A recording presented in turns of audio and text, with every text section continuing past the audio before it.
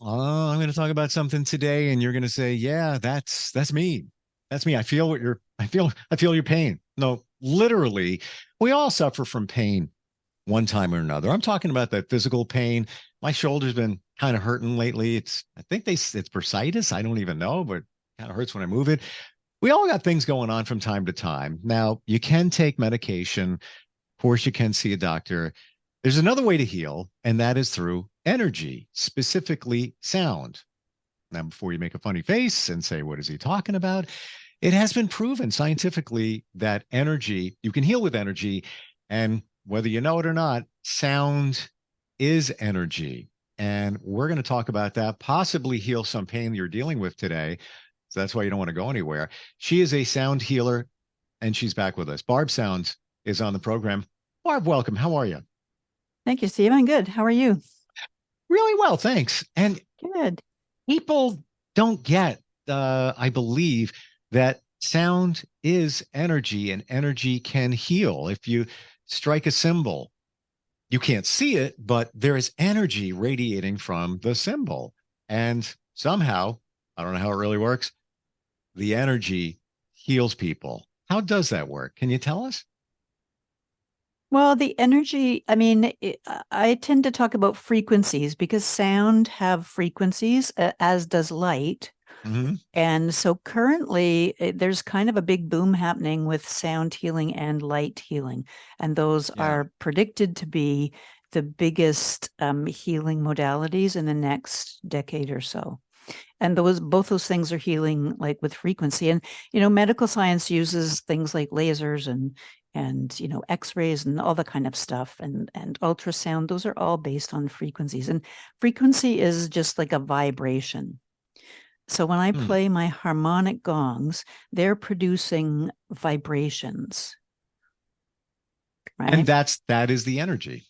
That's the energy. And we hear it as sound when I'm playing the gongs. Mm-hmm. If you turn the light on, you've got light frequencies in the room, right? You can't hear that, but you can see it Sure. better. So we can kind of see the physical manifestation of the frequencies. I mean, you can see the gongs and they're vibrating, and that makes the frequencies.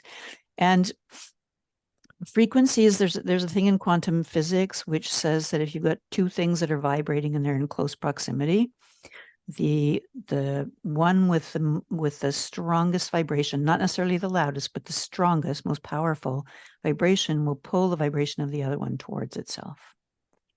What's interesting is and thank you for bringing up light healing because I completely forgot about that. There's red light healing and so Mm-hmm. much more. And I guess if you take it to different levels, Mm-hmm. a laser is light and Mm-hmm. heals.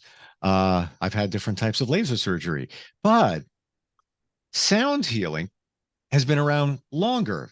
They didn't have light back in the, I'm talking hundreds and hundreds and centuries ago, but they had sound. And there was a reason why people would make music. It wasn't just for pleasure, it was also to heal. Amazingly, they figured this stuff out centuries ago. And many of us are unaware of it in 2023 and just starting to figure it out. Um, when you Mm-hmm. play, and you're going to play to heal people with physical pain in just a few moments. Physical pain. Yep. Yeah. When you play, do you know what you're going to play before you start? Are you thinking, I'm hitting that gong, I'm going to do that, I'm going to do that? Or are you kind of just, for lack of a better description, you kind of just feel it out? Yeah, I just feel it out. I Hmm. mean, for me, people play differently. So there are lots of people who are sound healers who are much more sort of methodical, or actually think about, what instruments they're going to play. I Hmm. don't. I basically leave it open to spirit.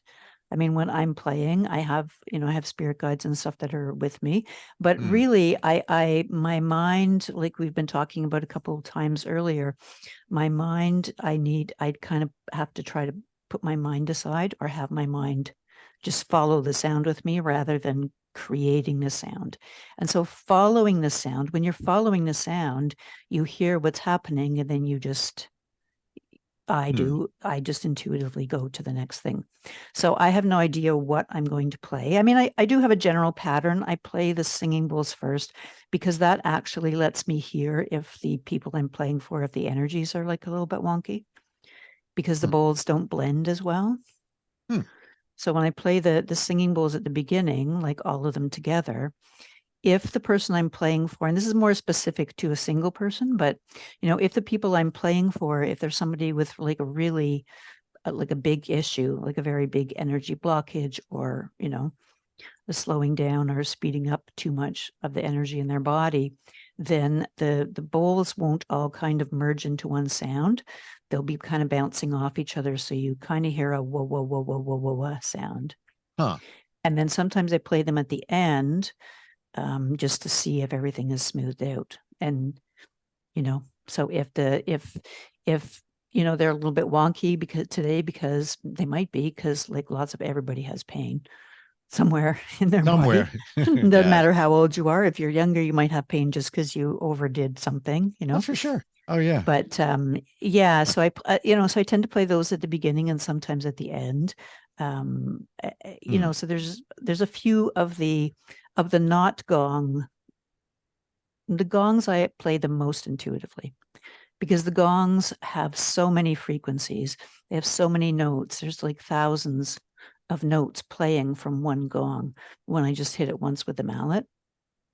And so that gives you like that's like the big fire hose rather than garden hose, the gongs, right? Wow. So you will just get like drenched in sound and frequencies and healing, no matter which gong I play. It Now, some almost of them seems do like, specific things. So, but I don't ever think about it. I let spirit guide me and let the energy guide me, because I can feel the energy from the people that are listening, even if they're not here in my studio. almost seems like the bowls are the laser or the pinpoint laser, and Mhm. you're finding targets, and then you transition over to the gongs, and that's the bazooka, the shotgun. Yeah. Okay, interesting. Wow. That's like the 40-day flood, Mhm. in Okay. Noah's Ark. That's the gong. The Wow. bowls will the bowls will gentle and smooth. The singing bowls will gentle and smooth the flow of energy in your body when I'm playing them. The crystal bowls for me are more like a laser. So the crystal bowls are very specific. They don't have a lot of extra frequencies, but they have a lot of mini frequencies within a kind of small range. Hmm. And they will just go like, if you got pain in your shoulder and I play the crystal bowl, the the vibrations from the crystal bowl is going to go right into your shoulder. Mm. Whereas the gongs are just, it's going to go whoosh, like towards you, and then it will start to go wherever it's going. And wherever it needs to go, It because needs as to we've go. talked, Yeah. right, energy does that. Final Yeah. question here, and then love to hear you play. And by the way, if you've got any comments, instant feedback, steve@gmail.com. And my question here is, do you think that some sound healers approach it from a standpoint of, I'm going to make music that I feel sounds good and we'll heal at the same time, whereby you're not trying to so much, it's going to sound good. How could it not sound good with all these different tones? But I wonder if there are some sound healers out there that are fixated on, let me perform a whole bunch of stuff here and make it sound a certain way, instead of maybe focusing on just make good sounds, and the energy just goes where it needs to. Do you understand what I'm trying to get at here? I think some people who play are trying to focus and make things specific, and they'll tend to they'll maybe vary the way that they hit the gong with a mallet. Mm. When I trained with the world gong master John Conroe, the first weekend we had like 3 days, and I think we spent like about 40 minutes out of the whole 3 days learning how to do different tapping techniques on the gongs, and the rest of it was all like esoteric energy Mm. healing. The thing is that even if you're not consciously channeling or you're not aware of it, you cannot make a gong make a certain sound. You can't. Like if when I Mm. play my gongs, every single time I play them, they sound different. They create different frequencies and different patterns than any other time I've ever played them. which So means you I can't can't. duplicate. You can't No, you duplicate. can't duplicate. You can't practice. I mean, you can practice, but the thing that you're practicing is following the sounds that are coming from the gongs. You're not practicing like you cannot say, like, if I hit my Atlantis gong here, it's going to sound like this. Because today when I hit it there, it makes a certain, symphony of sounds. And if I hit it 5 minutes later in the same place, it sounds different. Mm. So if you try to make it do things as a sound healer, or anybody who's playing any of these instruments, especially the gongs, if you try to make it do something, you get very frustrated because it Yeah. does it I does got to what it imagine does. you can't do it wrong, but you have to know what the way you're going to play. And then the key point here is the intent. You have intent when you play. And I don't want Yeah. people just thinking that Barb is just banging a mallet. No, there's a lot going behind this, and a lot of training and a lot of principle to make sure that the energy goes where it's supposed to go and does the job that it's supposed to go. Do you want to start and then we'll circle back and then kind of recap and maybe we'll get some feedback from listener Sure. viewer? Yeah, and then we can talk about sort of what happens in people's bodies when I'm playing, if we're dealing Yeah. with All physical right. pain. Love Okay. that. Okay. So I'm going to switch over to my studio so people can see me playing if they want to. I'd Yeah. encourage everybody that's watching to close your eyes, though. I mean, you're welcome to watch, but if you close your eyes, you'll get a better reception of the frequencies. All right. So I will go play. And she is now making her way to the studio, live and direct from Canada. Okay. So if everybody would like to close their eyes, that would be good. That will help you to hear the sounds. And as I'm starting, just take a few gentle, deep breaths if you can, in and out. And that helps to get the energy moving in your body. And it helps to get, sort of releasing some of the stress. And if you want to, you can set an intention for some healing in whatever part of your body is maybe hurting a little bit right now, or a lot. So here we go.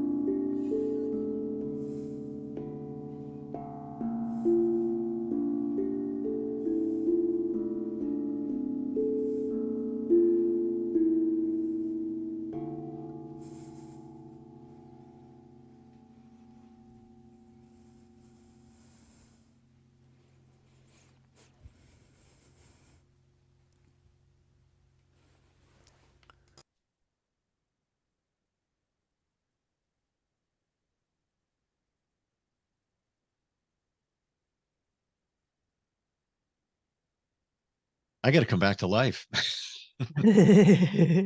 No, I'm not kidding. Yeah. Yeah. Wow. Mm.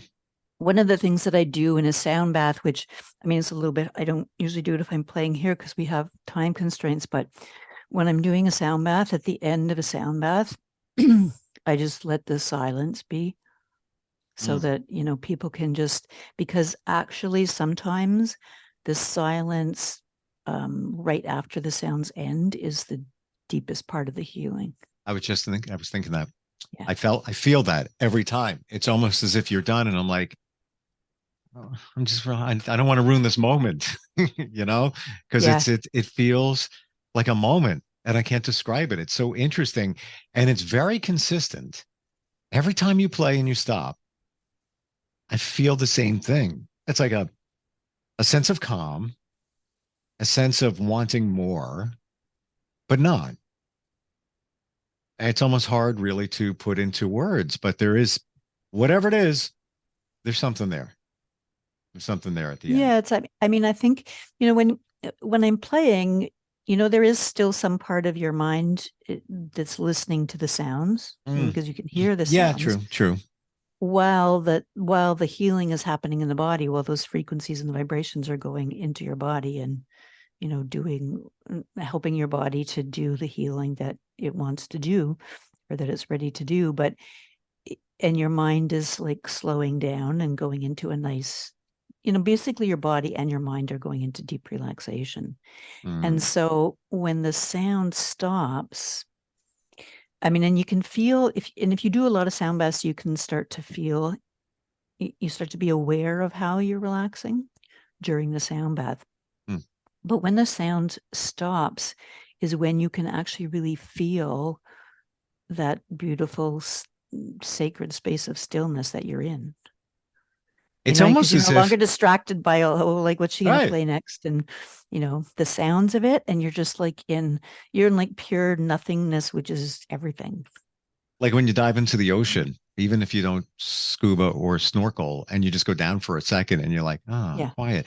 It's like, it reminds me, if you're at a concert, when they do an encore, it's the big ending. Yeah, loud. Your encore is nothing. It's just as good. I've got Kelsey checking in from Fort Worth, Texas. Instant Mhm. feedback, steve@gmail.com. She says, I love your playing. It was very relaxing.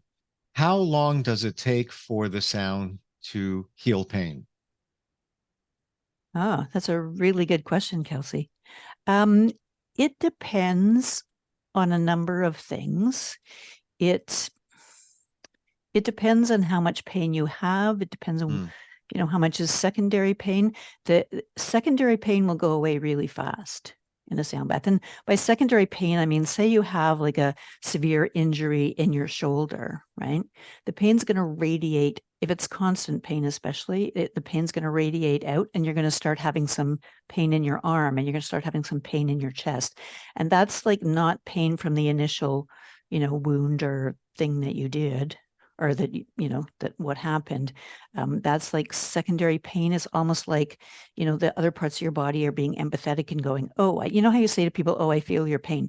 That's your body, different parts of your body saying to your shoulder, oh, I feel your pain. But then you start having pain all over your body. So the secondary pain, because it's not connected to a physical injury or anything, is quicker to go away.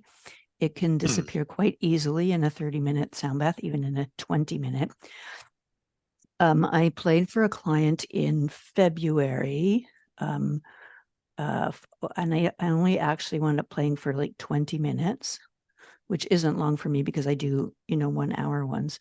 And she had a lot of pain in her knee, but she also at the same time had sort of low-grade chronic pain in her lower back and in her hips. And at the end of a 20 minutes, the pain was gone in both her hips and her lower back. And she has not had any pain come back since. Wow. So, That that's 20 says it minutes. all. That's 20 minutes. Uh, we're out of time in the minutes that we have. So how do Oh, we find you, goodness. Barb? I know you do group sound baths, one-on-one. How do we start the process? How do we locate you? The best thing to do, I think, because right now I've switched my sort of free half hour, consultation that most practitioners do, and I've switched it to a free 30-minute sound bath. So Mm. Kelsey, if you want to feel what it's like to have a sound bath for 30 minutes, go to heal.me. So heal as in healing, HEAL.me/Barb Sounds. And you can book a free 30-minute sound bath with Wow. me, and we can see what happens, and you can feel what it feels like when the gongs are all focusing on only you.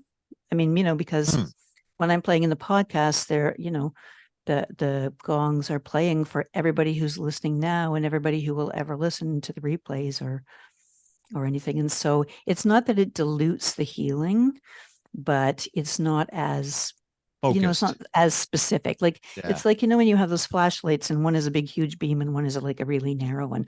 So Kelsey, if you want to do a sound bath with me for 30 minutes, it's that all the instruments and the gongs and the bowls are going to be focused just on you. Love it. So, yeah. Why wouldn't it? That feels good. Mhm. As always, Barb, great having you on. Love what you do, and we got lots of territory to hit, and we're going to do that in the future, and I look forward to that. Me too. All right.